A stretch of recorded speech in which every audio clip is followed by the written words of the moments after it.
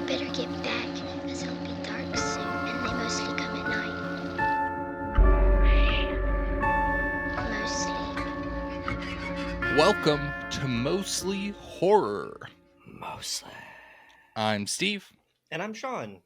And Sean, do you know what I did? What did you did? I saw the TV glow.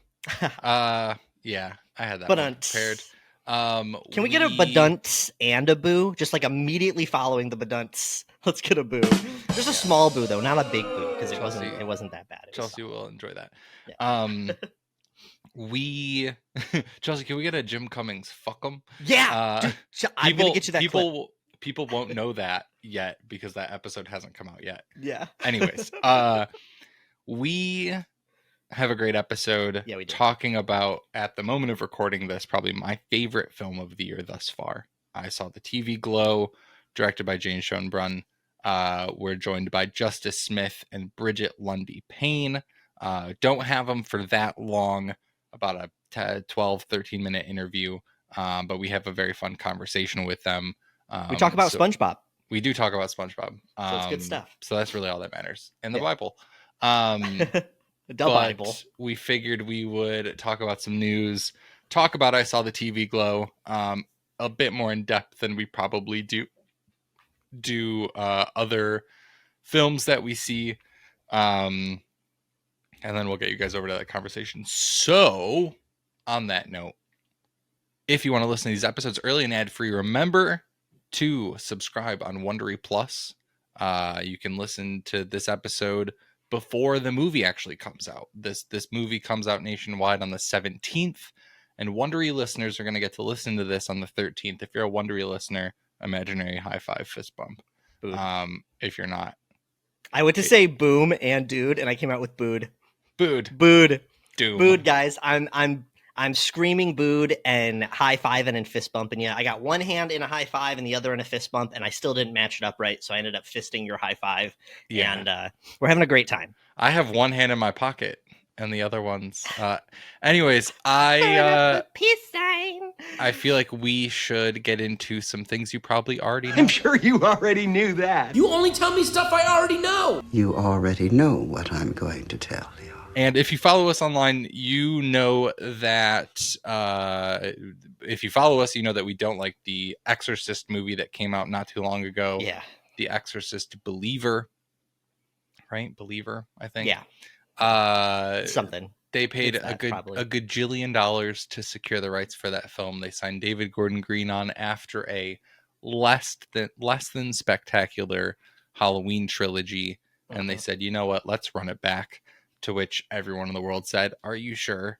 And then the first movie came out for The Exorcist, and all the people said, are you sure? Said, I told you so.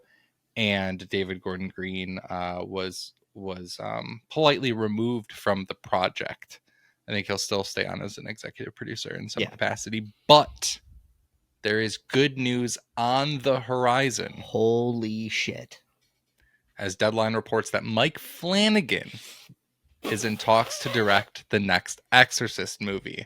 So, yeah, I mean, originally The Exorcist Deceiver, which is the next one in the trilogy, was supposed to hit theaters April 18th. Who knows what's happening in terms of the date and production and all that jazz. But yeah, the first film that came out was so unimpressive that I almost would hope that Flanagan would just start over. But also he's gonna take it in such a different, he has such a specific vibe that's gonna happen, and so this is nothing if not exciting, and hopefully they like confirm it, because this is just, he's in talks. Yeah. So hopefully he's in agreeance and in agreeance. Yeah. Yeah. I think I tweeted when I saw this that or I threadsed. If you guys want to come over and hang out on Threads, I said honestly, Flanagan could say that he wants to remake The Room or Passion of the Christ, and I'd say let's fucking go. Now that I think about it, those are both really good ideas. I just trust him, man. Like was not interested in any, like, even if they got rid of David and they just brought on somebody else, I still would have like very, very low hope. How do you continue it? Believer was bad. I did not like Believer at all. Yeah, it was not good. It was not good. I don't really have anything nice to say about it. The demon that they designed was cool. They didn't show it. Other than that, the movie was just kind of a waste of my time. I didn't like it. And I just didn't have any interest in continuing that story at all. But Flanagan, though, that's where it changes everything. And yeah, I'm completely open to it. There's some excitement there, and we'll see what happens. That's all we can say for now. But he also crossed. Doesn't he have? He has like the rights to the Dark Tower series, right? Isn't he supposed to be cooking up something with that? I'm not sure. No. Yeah, I'm not sure. He's probably letting it stew, just letting it brew. I think Flanagan has work as long as he wants it. Yeah. So yeah, that's exciting. Speaking of Passion of the Christ, I think this is a great segue. Deadline reported a couple days ago that Nicolas Cage and FKA Twigs will be leading the cast of The Carpenter's Son, which is said to be exploring the rarely told story of the childhood of Jesus with a horror take. Fucking okay. I knew that. I saw something. It might have been a different post. I saw that they were going to be working together on something. Had no clue it had anything to do with our dude Jesus. You know, as you guys know, our guy Jay Christ. Yeah, we go real hard for Jay Crizzy on Mostly Horror. Bring Me the Horizon sucks, man. But I'm so in. Is Cage going to be? Well, are they? Is it Joseph and Mary? Let me continue. So this film is going to be directed by a director known as Lofty Nathan, who I gotta say I'm not familiar with. That's an interesting name. And he did a film called Harka. So I don't know really. Lofty Nathan sounds like a really sick rapper out of the like Ohio area. Yeah, but a white guy, obviously. Yeah. And all of his music videos are recorded in a Waffle House. Yeah.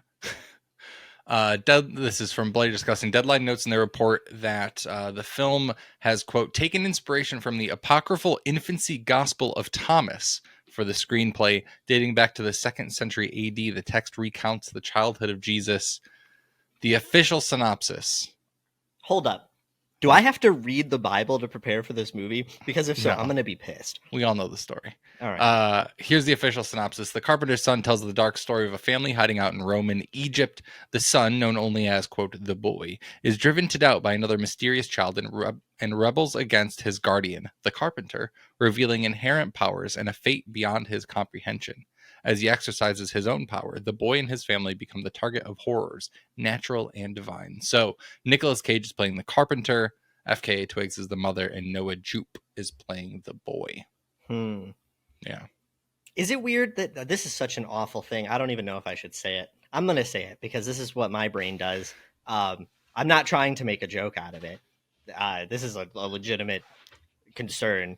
I see this being fairly blasphemous. And like, is something going to get shot up because of this movie? Like, is there like what? No. We have.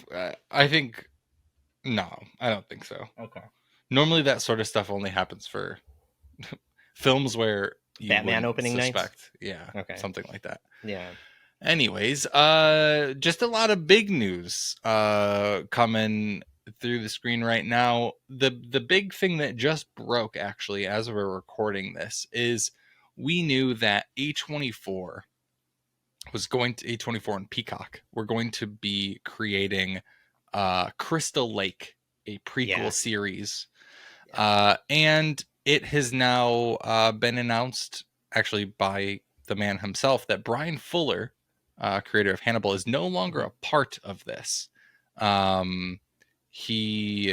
He's no longer involved. He wrote, adapting classic horror is something I have some experience with. These shows require a vision that elevates and transforms, as well as delivers what audience have come to expect, which is an ambitious and risky endeavor. Here's the kicker. It requires people to take the leap with me. He says, for reasons beyond our control, A24 is elected to go a different way with the material. We hope the final product will be something Friday the 13th fans all over the world will enjoy. So all I can assume is his take on this wasn't what A24 was looking for, and they just decided to go somewhere else. This is rough. If it wasn't A24, I would be like, I know exactly what this is going to be, and they've just made a huge mistake in getting rid of Bryan. I still think that I would, frankly, I'm much more curious in the Bryan Fuller version of like I want to know what his story was going to be more than I am curious about whatever it is that was so important to them. Yeah. Obviously I haven't seen it. I can only speak from like where we are currently, but that is where I'm at. Yeah. I don't know. All right. Yeah. I guess we'll see. It's just interesting. Yeah. But that's what happens in production. So it's just kind of, I feel like rare that you see a creator of his size kind of having those sort of differences. Right. That's where I'm like what I to be a fly on the wall, man. I would love to know. Yeah, I agree.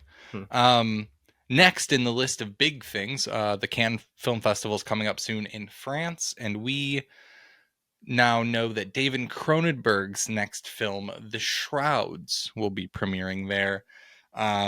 It's about, excuse me, it's about an innovative businessman and grieving widower who builds a novel device to connect with the dead inside a burial shroud. This burial tool, installed at his own state-of-art, though controversial, cemetery, allows him and his clients to watch their specific departed loved ones decompose in real time. Fucking metal. So that's cool. Yeah. It sounds very Cronenbergian. And starring Vincent Cassel, Diane Kruger, Guy Pearce. Why do I feel like there's a chance that someone is going to be buried in a way that keeps them conscious while they decompose visually for someone to watch? Maybe. You never know. Send my note, Chelsea. If you could send that note to Cronenberg. Send that note to Cronenberg. Yeah. Red pen. One of his kids, maybe, will pass on. Yep. We have more big directors, more directors that we know and love coming out with new films. Another film that will be at Cannes is the new film by Julia Ducournau, director of Titan and Raw. Their new film Alpha is coming out, although there's no details at this moment. We don't know a thing. But the producers have said Alpha is a new page in Julia Ducournau's corpus that is both very consistent with the previous ones and entirely new in its tone. Titan was fucking insane, and I love Raw, so I'm very interested in this. I trust that it's gonna weird me out. Whatever it is, I'm gonna leave feeling a little uncomfy, and that's all we can ask for. And that's okay. Yeah, that is simply okay. And lastly, in things you probably already know, we talked. I can't remember when we spoke about it, but there is a film on Shudder. At least it was on Shudder when I saw it, from 2017, called Revenge. It actually is, I believe, a French film. It's a rape revenge movie. We watched this during the COVID times. Yeah, it is fantastic. And director Coralie Fargeat is releasing her new film, The Substance, also at Cannes. So we're gonna have at least three genre films that should be pretty great. Releasing at Cannes. It's called The Substance. It stars Demi Moore, Margaret Qualley, and Dennis Quaid. Very interesting. What? And let's follow along with the synopsis. Have you ever dreamed of a better version of yourself? You should try this new product, The Substance. It changed my life. With The Substance, you can generate another version of yourself. Younger, more beautiful, more perfect. Just share the time. 1 week for one, 1 week for the other. A perfect balance of 7 days. Easy, isn't it? If you follow the instructions, what could go wrong? So that's The Substance coming to Cannes and probably being released later this year.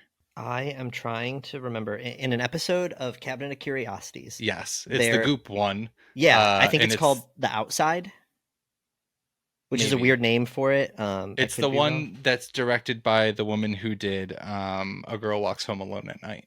Anna Lily Amirpour. Amirpour, yeah. Yeah. So that is exactly what I thought of as well, which is funny. It is called The Outside. It's the 4th episode of Cabinet of Curiosities, which, by the way, if you guys have not watched all of Cabinet of Curiosities yet, do that. And if you watched it, go ahead and throw it back on. Let's tell Netflix that we would like more, please. But yeah, it reminds me of that. But then there's also an old horror movie called The Stuff. It's from 1985, and the quick summary that I'm seeing is a delicious, mysterious goo that oozes from the earth is marketed as the newest dessert sensation. So it's not like, this sounds more like a beauty product, but as a dessert sensation, but the tasty treat rots more than teeth. And it's a melt film. One of the, but it just makes me think of those two things immediately. I'm in. Yeah. Let's do it. Absolutely. Let's go to France. Let's see these movies.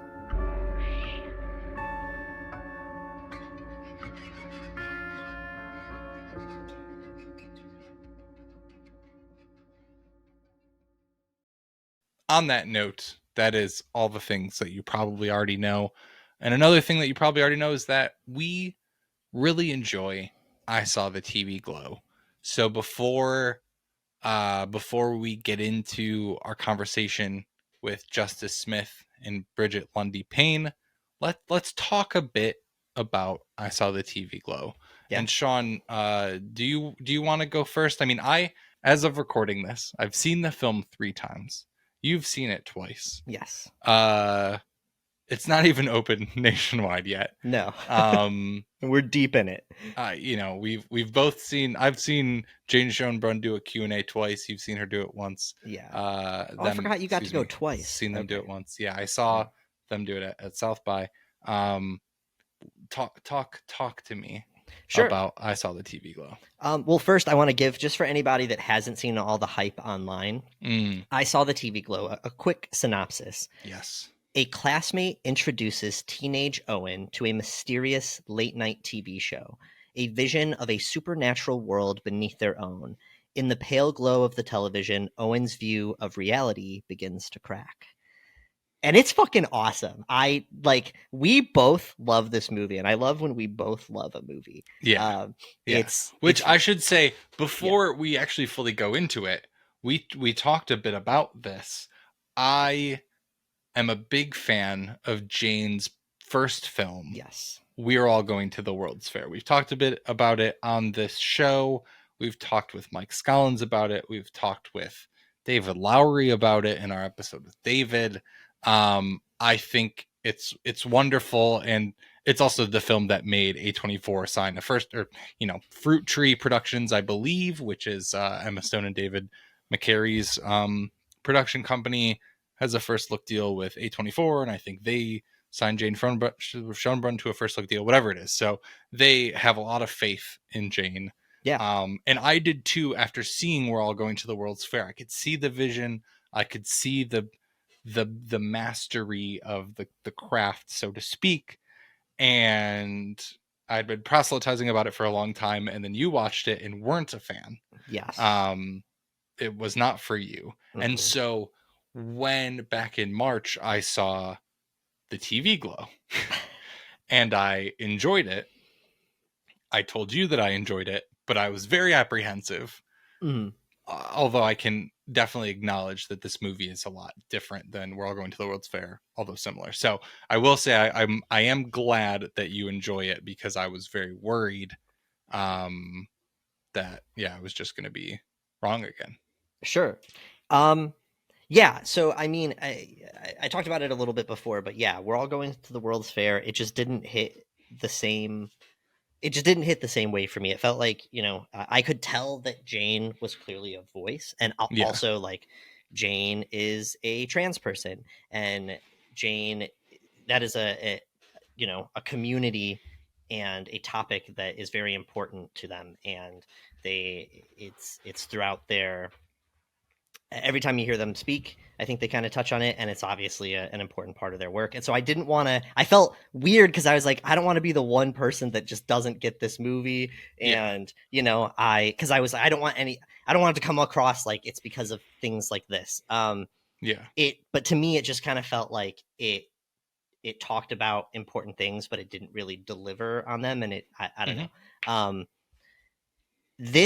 I saw the TV Glow completely flipped that for me. And I knew that I was going to be interested in it just from like the teaser that I saw. But it actually lived up to kind of the expectations I had, while also being completely different than it's so unique. It's such a unique movie. So I don't want to say that like I knew what this was going to be, because that's not the case. But there's such a voice there, I guess is what I'm trying to say. And it's fantastic. I mean, I agree. It's very specific. I think the thing that I love so much about We're All Going to the World's Fair is that we talk about this a lot in horror films and movies in general. There's a lot of people that talk about technology or talk about kids using their phones or using the internet, and it's very much an old person writing about young people, and they just don't get It feels fake. It feels shallow and superficial. And We're All Going to the World's Fair felt like a wonderful representation of what it was like to be online at the age of the main character in We're All Going to the World's Fair.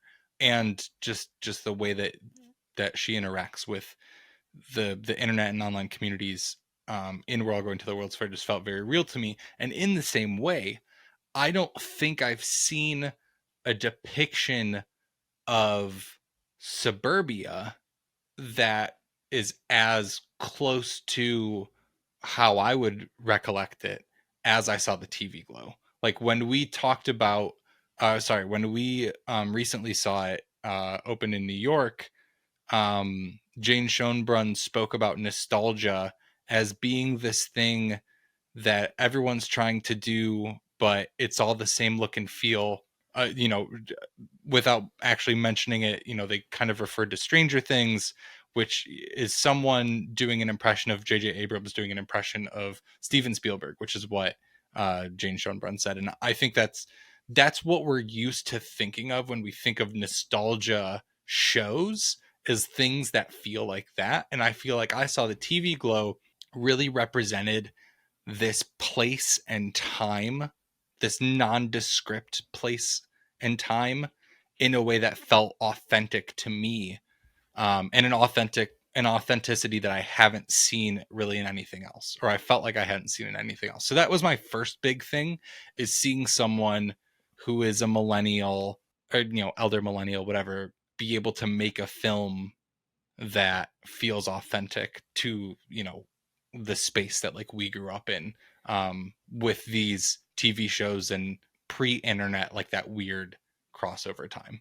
Sure. I'll add to that and say that I think another element of authenticity that I did get from the movie is that the person making it wasn't just a normal person writing about the concept of alienation and being an outcast and being alone, but it was someone that really understood those things and had been through them in an intense way. And really, again, I don't think that We're All Going to the World's Fair was something that was I didn't strongly dislike it. I just felt like I had a stage set for me, and I watched a very loose, very, very loose dress rehearsal, and I didn't get the full performance that would have resonated stronger with me.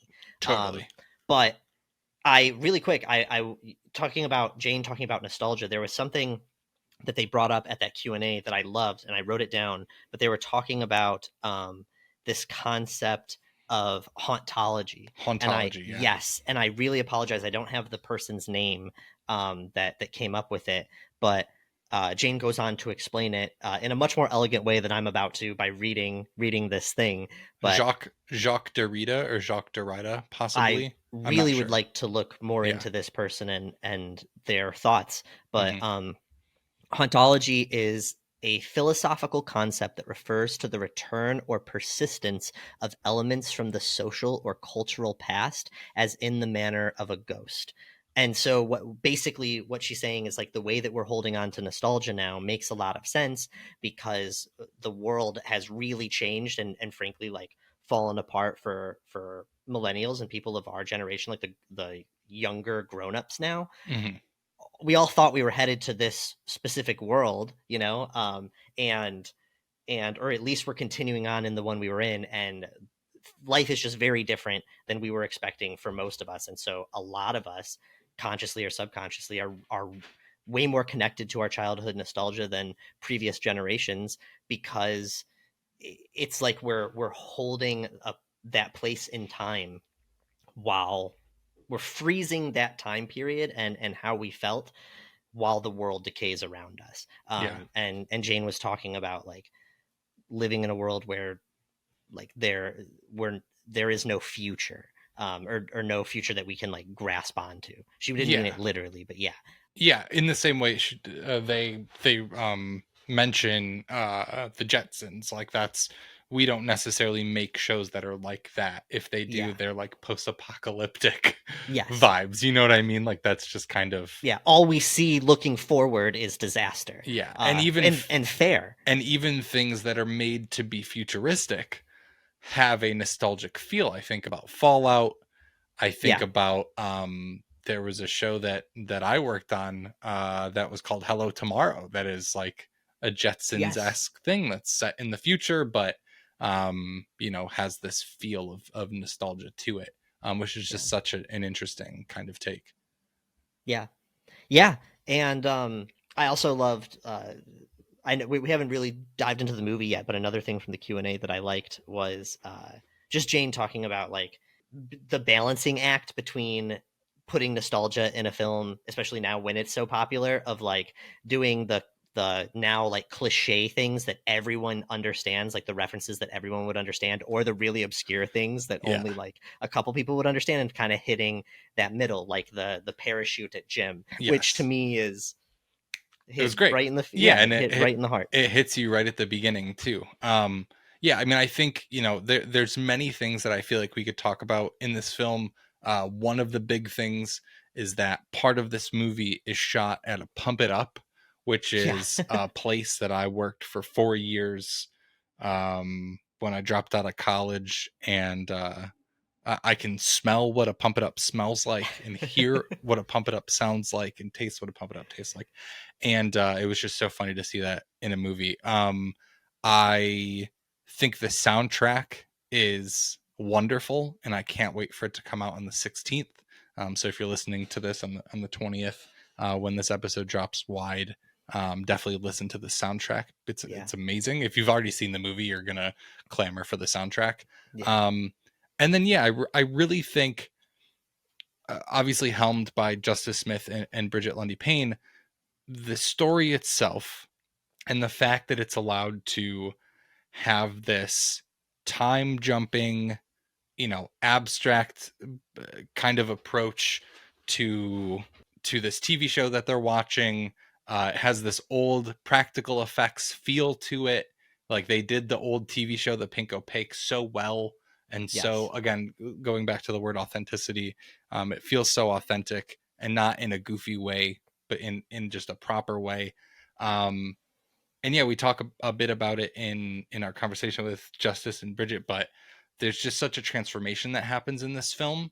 And that's obviously like something that Jane is talking about is repression, and also transformation, or negative, like regression due to repression. And I think that Owen and Brigette do such a great job of embodying that. And Ian Foreman as well, who plays young Owen. And I think it's wonderful. I think that there's just, it's got that secret sauce. It's got that new sauce that so many films are just the same, and we watch all these movies and we can even say, oh, that was a good movie, but it feels like X, Y, and Z. And this movie is one where it's like, it just has that sauce, and it doesn't really feel like anything else that I've seen before. Completely agree. So yeah, just so everybody knows, the Pink Opaque is the name of the show that they obsess over, and I want to talk about that really quick. I'm going to come back. You brought up so many things. I'm going to kind of jump back and forth between them, but yeah, the Pink Opaque is the show that they are obsessed with, and Jane does this really good job of just recreating the feel of the 90s and something that we've kind of talked about on the show a bit. Even when I feel like when we talk with our guest about their first horror experiences and it's a blockbuster and things like that, but just kind of the magic of having to wait and seek out this art and this media that you love in the show every Saturday at Owen, 10:30. Yeah. Owen has to lie to his parents. He has to, get VHS tapes of episodes because it comes on too late and things like that. And I think there is just a magic there that is lost today. And it was just really refreshing to see it used in this plot. But the Pink Opaque is a show. I know Jane heavily credits Buffy the Vampire Slayer as being one of the main inspirations. But if you were a lover of Goosebumps, Are You Afraid of the Dark? For me, So Weird is kind of really the main thing that I think about with this.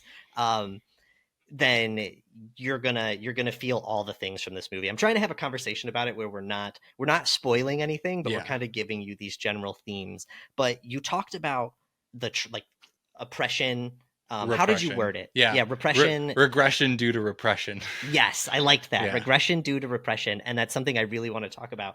This movie hit me on multiple levels. But yeah, I think that like one of the biggest messages of this movie is about embracing who you really are, despite the trappings around you, the world around you, the forces in the world and in your life that are oppressing who you are. And there's a metaphor, again, without getting too spoilery, but for especially the people that have listened, the show, it's like it starts off with the show being an escape for these kids, and then kind of the message is, well, what if like the thing that you thought was your escape is actually realer than the thing you're escaping from, and like embracing that is how you find who you truly are. And I don't know, I just loved that. I've been thinking about this movie so much, and I think it's one of the most like intimate and effective ways to communicate this idea.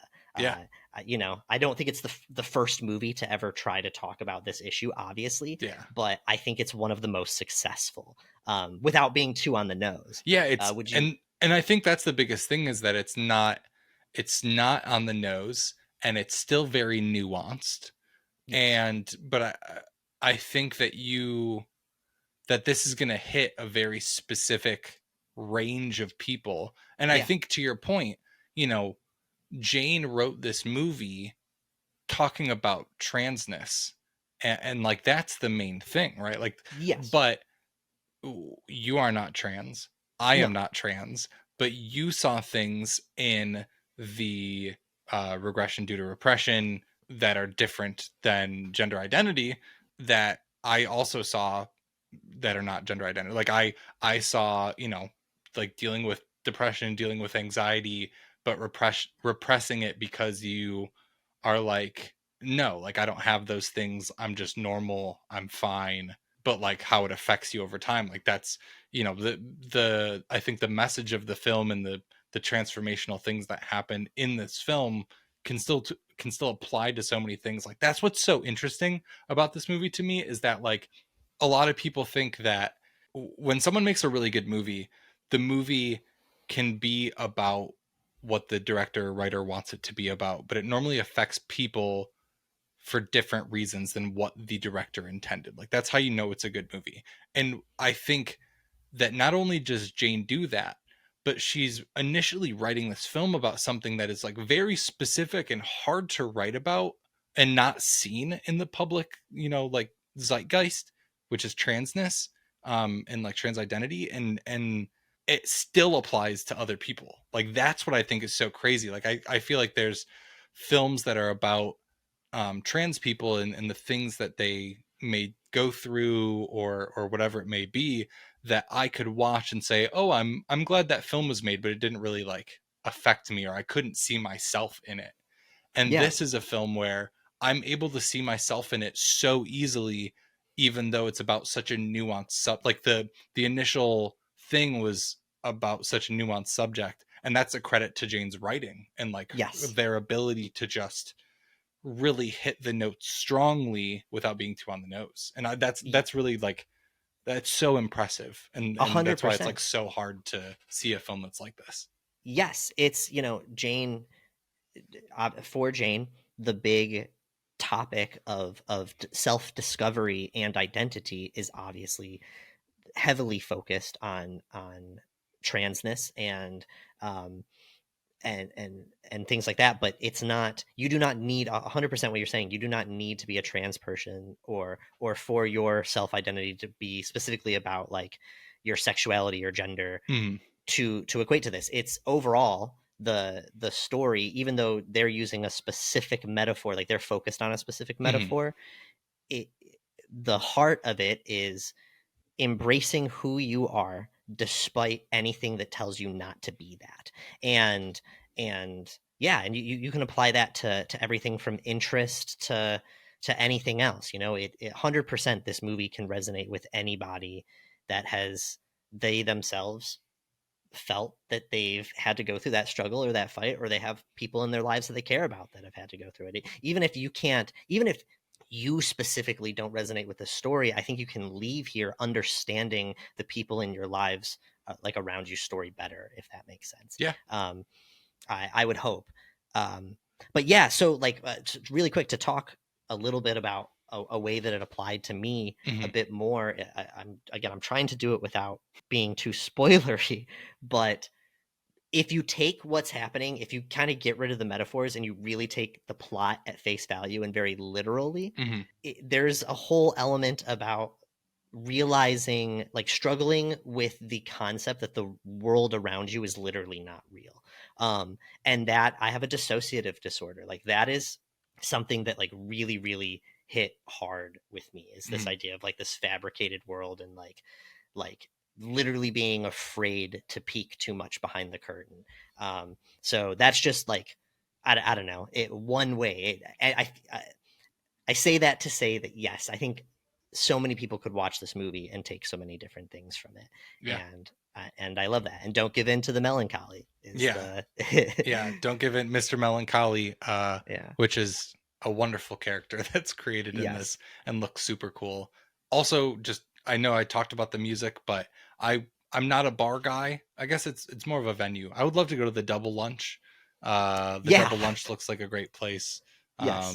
Those listening will know what that's 100%. I would get a drink and see a show at the Double Lunch. Yeah. Was there anything else that you wanted to hit on? I have one other thing about the film that I just want to call out, but yeah. Sure. What I was going to say was what funding do we have to do to get Jane to make the Pink Opaque itself? Yeah. I would love to watch it. There's cool monsters in this movie is what I'm going to say. I obviously would have liked more, and it just left me really wanting to watch the Pink Opaque. I 100% would have been a Pink Opaque fan. Yes. And if Jane decided to go the route of like spinning off of I Saw the TV Glow and doing a Pink Opaque movie or show, I would watch the shit out of it. And I just needed to throw that out there. I want to hear what you have to say, and then depending on what you say, I might give you one more prompt. Got it. Because there's something that you spoke of before that I think you should share with everybody.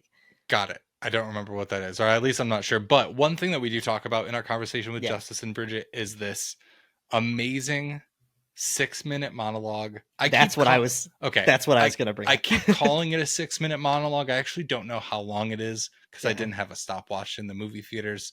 But Brigette Lundy-Paine delivers what might be my favorite monologue of all time.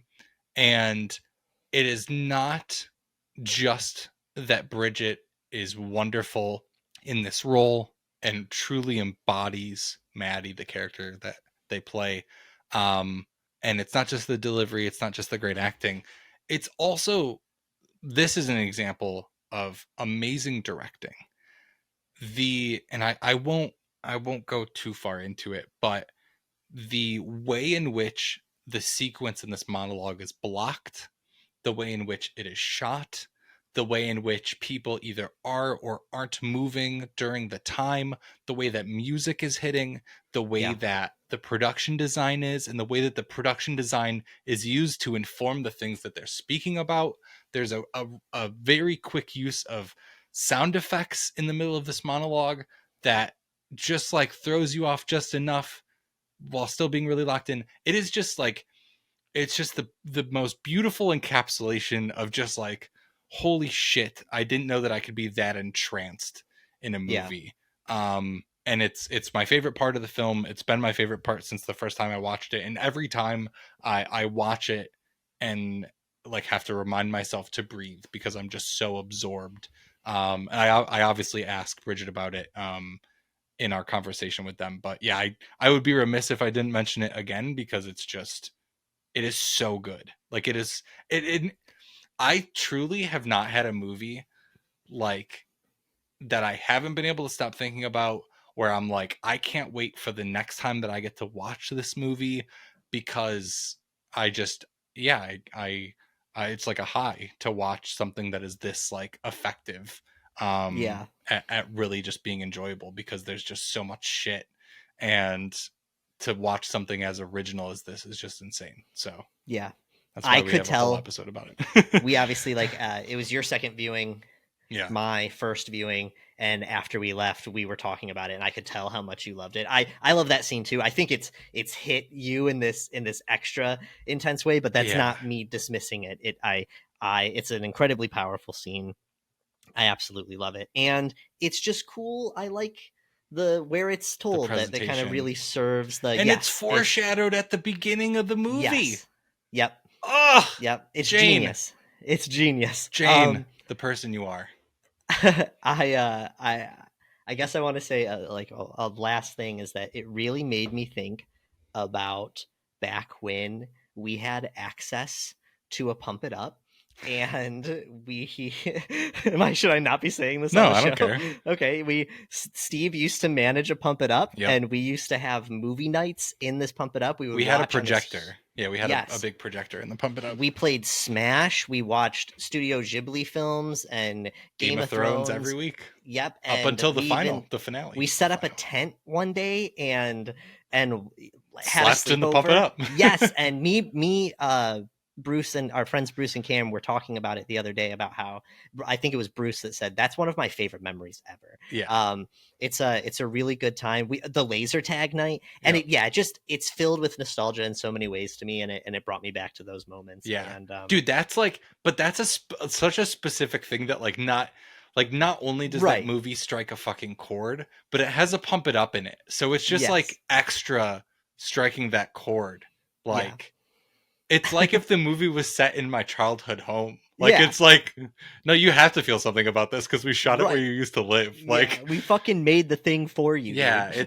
it's so crazy. But to that effect, we say this about everything, but we cannot stress enough how much we want everyone to go see this film. Not only because it's wonderful, but because this is a movie that, is probably one of the smaller things A24 is going to release this year. It's got a modest $10 million budget, but if we can all go see this film and show that a trans, creator, trans writer, director can create something that's this successful and powerful, I think that's going to be really great for the whole industry. And that these sort of stories can continue to be told. So again, could not recommend this film more. On that note, though, we still talk about I Saw the TV Glow even more with Justice Smith and Brigette Lundy-Paine. Again, it's a quick conversation that you guys will definitely enjoy. Any final thoughts before we get over to that conversation? I think we have said we said a lot. So much, and spoken a bit to their performance. We're going to talk about their performance a little bit more. Yeah. They were a lot of fun. Yeah. And I think I might watch some SpongeBob episodes after this. You guys will see where that comes from in a minute. That's very fair. On that note, we will get you guys over to our conversation with Justice Smith and Brigette Lundy-Paine. Stick around for our mostly horror recommendations of the week.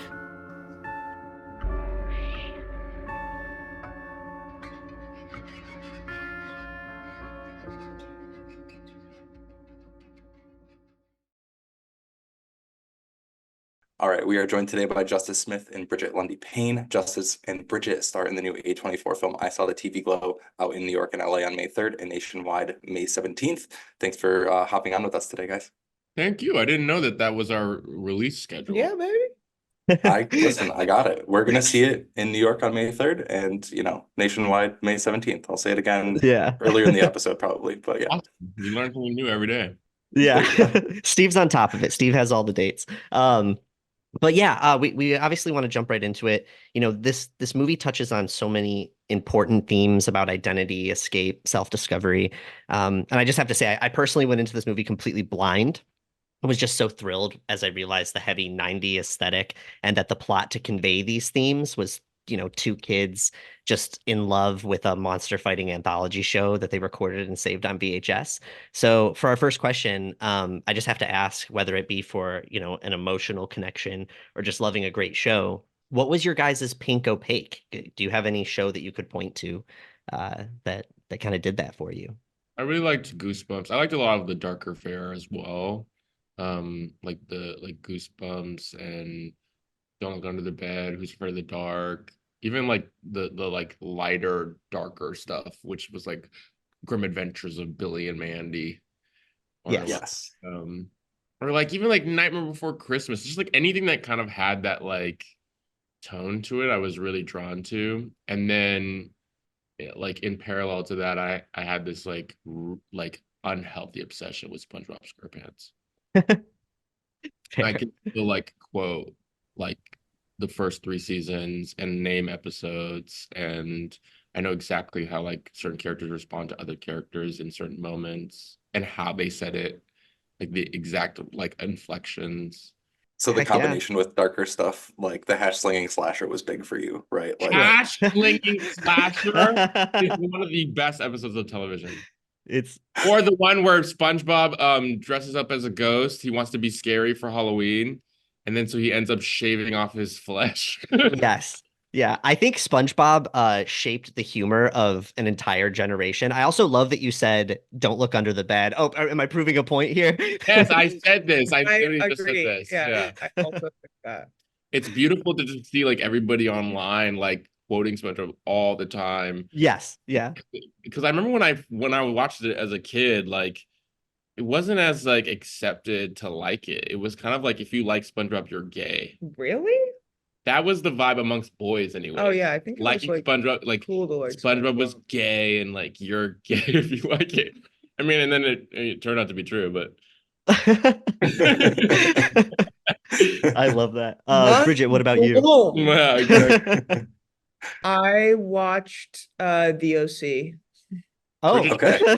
Change your answer with every single time this question is asked. Brigette, I don't have a pink opaque.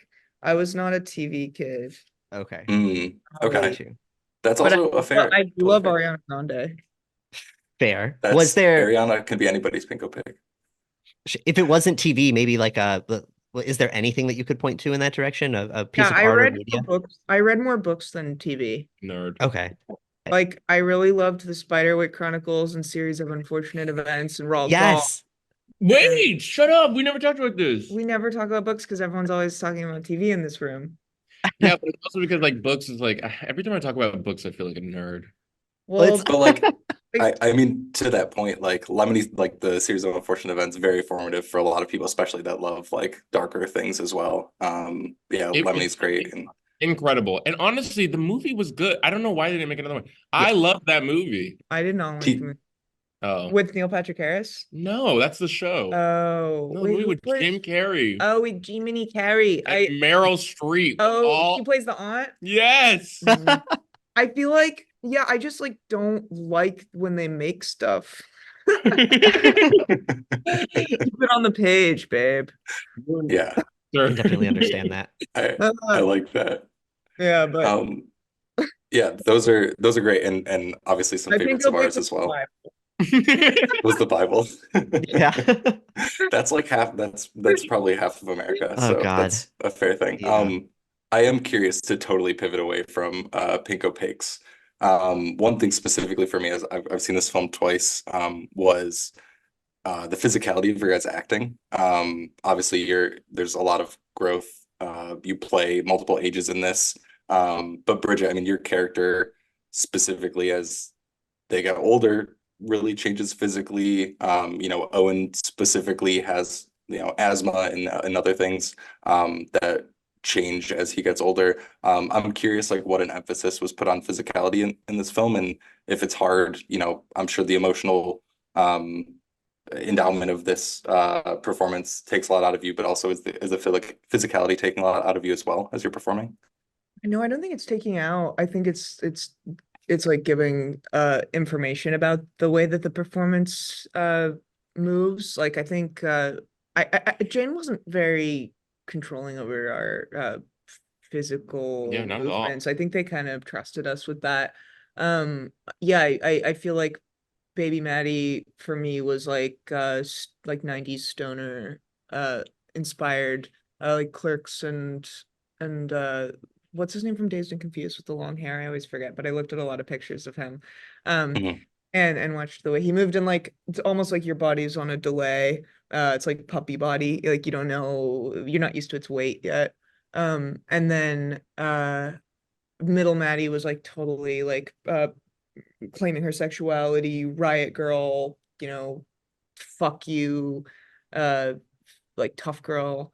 And then Final Maddie was to me like cowboy with a mission, like Harry Dean Stanton in Paris, Texas, or like the Boys in the Outsiders, like really lived in masculinity almost. And the way that she speaks is like it's like it's being dragged from the other dimension. So it's like kind of slow and unfocused, like she's not quite in the current reality.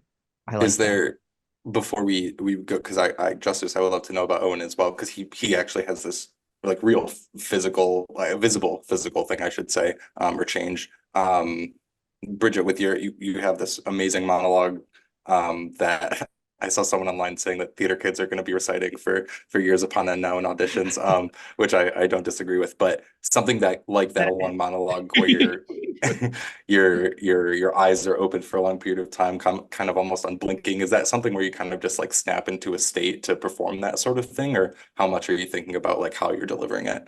I could do it right now. No,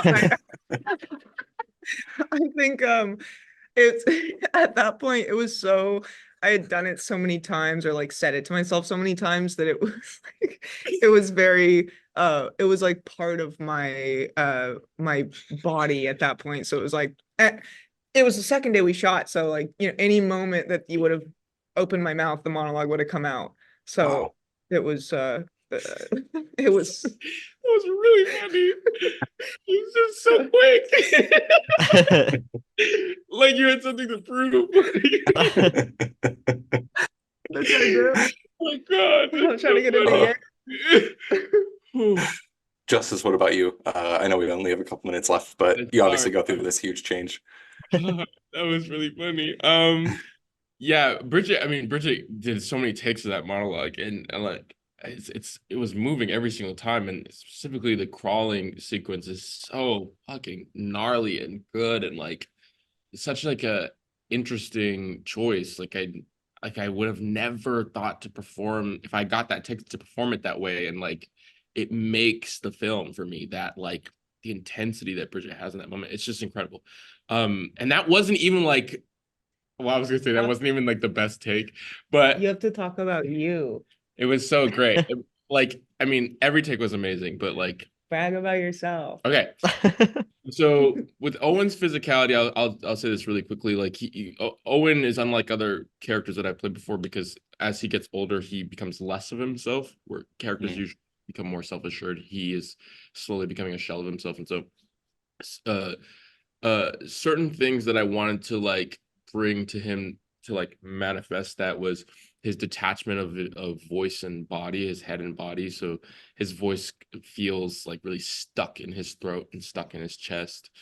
I wanted to bring a stiffness to his movements, like he walks with an unnatural sway, but like as he gets older, so you see him as young Owen played by Ian, and he moves fine and he like has no qualm with like not understanding the pink opaque fully and like being like, okay, rolling his eyes at it, and even though he's drawn to it, but then like teen Owen is like even a little bit more like obsessed with the show and stiffer, and but like still has like a flow to his movements, like as you see him walk through that hallway during that like Caroline Polachek song, like he still has a like a flow to his movements. But then you get to the like 26, 27-year-old Owen in the movie theater, and I try to make it even more stiffer, and like his hair is even more like less moisturized, it's like drier, and his stubble is peeking through, and his bags are coming in, and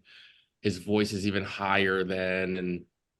And then when it came to, and like throughout all of this, I'm like tracking the asthma as well, like the severity of the asthma. And when it came to this like final form of Owen, you know, I was like, what does death look like essentially? Like the involuntary process of breathing is strenuous, because like existing in this reality that Owen is like gripping onto, like in order to like not accept the truth of who he is killing him. So like, how does breath come out of like a corpse? And so it came like, it for me, it was like these long stretches of wheezing, and you know, I was like, how does he move it? His joints are incredibly tight, you know, like the way like a sick person would move, or like an elderly person would move, even though at that point he's only like in his 30s, but like he like moves like as if he's 80, you know, because he can't bear the weight of himself anymore. I love that. I appreciate that breakdown. I think it's something that not a lot of people think about, is like the thought that goes behind the physicality of the performances and kind of what you're embodying. So I really appreciate it. I know that we're out of time right now, but again, just want to say how much we love this film. Really appreciate both of your performances, and would say the same to Jane for their direction. So thank you guys so much for your time. We really appreciate it.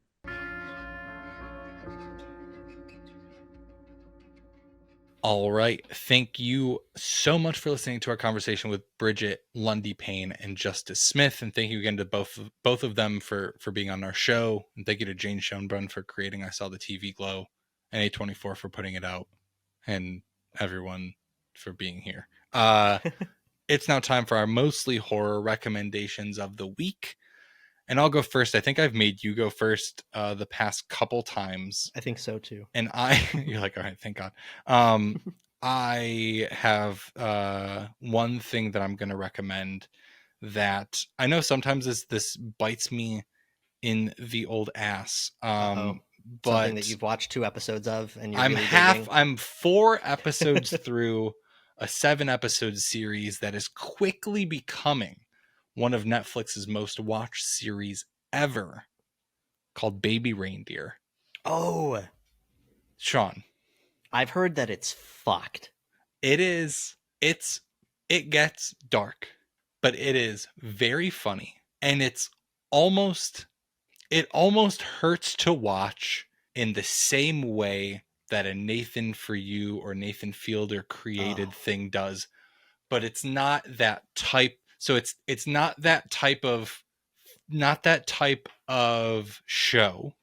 Okay. It's not made that way. But the decisions by characters make you cringe and just wish that the decisions were not being made. And I think the other part of it is it's based on a true story. The person who wrote and directed it is also the lead, and he experienced these things. He's telling his own story. Yes. Whoa. Yes. Okay.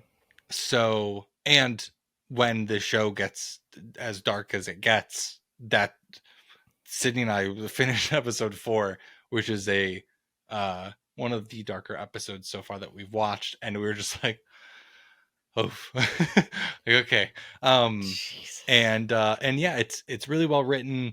And it's also just an interesting like approach to the kind of story that it's telling. There's a reason why it's as popular as it is. There's a reason why it's getting as much publicity as it's currently getting, and might even finish it tonight as we're recording this. So okay, definitely, I will be watching it soon. Recommends, yeah. It's I've been hearing all the hype. Well, with you talking about a fairly popular one that the buzz with us, we're both doing buzz ones. We're buzzing. We're feeding into the buzz. Yes. I went and saw a movie the other day. Can you even recommend it? It's not out yet. I guess it comes out this weekend. It comes out. Yeah. It'll be out by the time that you guys are listening to this. I'm for sure going to recommend it. And if anything, I'll just recommend that you see it when the damn thing comes out. Yeah. Guys, Kingdom of the Planet of the Apes fucks. I don't know what to tell you. Like, literally, dude, all of those movies are so good. All right, quick recap. I remember when Rise came out, and I wasn't interested. Like, I just wasn't that interested. I didn't really care. Yeah. Especially something about seeing like James Franco, and this was before we knew that he wasn't great. Yeah. I was like, it just seems kind of goofy. I don't know. Yeah. Then, and I never saw it. And then Dawn came out, and I met Cams, our buddy Cams, and he's like, yo, we're going to go see Dawn of the Planet of the Apes tonight at like 7. And I'm like, well, I haven't seen Rise. And he's like, oh, that's fine. We're going to watch Rise right now. And so I watched it and I liked it. I didn't, it was good. It's fine. I was like, okay, it's fine. Yeah. It's good. I enjoyed watching it. Yeah. I was curious to go see the second. Yeah. Dawn of the Planet of the Apes is a whole different thing. Yeah. If you have only seen Rise and you think you're not interested in these movies, I'm sorry, but you don't know what you're talking about. Yeah. It's literally a different franchise. Yeah. It's a big, you have to set the table with Rise before you can eat off the plates that are Dawn. 100%. That's a great way to put it. I will say it's not just that like what is happening is so drastically different, but like there's some tone differences, I think, and even just the way it's shot. The first one's directed by some guy, and Dawn and War are directed by Matt Reeves, dude. And so there's a reason why they're so good.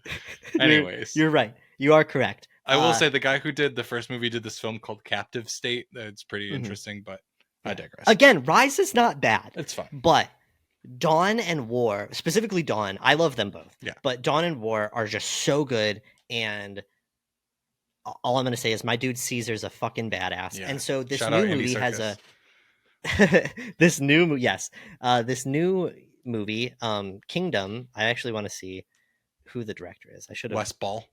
His name. Wes Ball. I don't know another Wes Ball movie. Do you know another Wes Ball movie? He did the Maze Runner series. Okay, so the vibe that I've gotten, I think I actually remember us talking about this. The vibe that I've gotten from just like the internet seems to be that people are hesitant because it's not Matt Reeves, and this guy did the Maze Runner series, and I don't know that many people love that. Yeah. Dude, it's great. It's great. It's you have to accept that like, well, I don't want to spoil things for people that haven't seen the others, but like it's a new thing. It's a continuation. There's it's a new story. And it's so all the heart is still there. And really quick, visually, this is what I want from fucking movies. If your project, I'm sorry, this is to studios. If you're like an indie, whatever, then it's different. Yeah. Studios. Listen up, all the studios. Studios. Listen. Hey, fuckers. Listen here. We know y'all listen to this show. We know that you tune in every week to find out shit, man. How is Steve and Sean gonna roast us this week? Well, get your skewers ready. Okay. If you are gonna take on an ambitious plot, then put the fucking money into the visual effects, and I'm not saying find new ways to rip off visual artist or just artist in general. Put the money in, put the work in, put the time in. We will wait for you to do it right. This visually is the same. Like, this is what I expect. And mwah is all I gotta say. It was also really cool to see Kevin Durant hear Kevin Durant in this movie playing quite the character. And I'll leave it at that. Everybody go see it. Go see it in theaters. Like, I cannot stress enough. This is a theater watch. Go see it in theaters. Go alone. I went alone. I had a blast. I will say I'm pleased to hear you say that about it visually, because this film shot on location. They didn't really shoot on a volume. They shot on location and really leaned into, this is where the term CGI actually comes into play and like motion capture. But yeah, they shot on location for most of the things.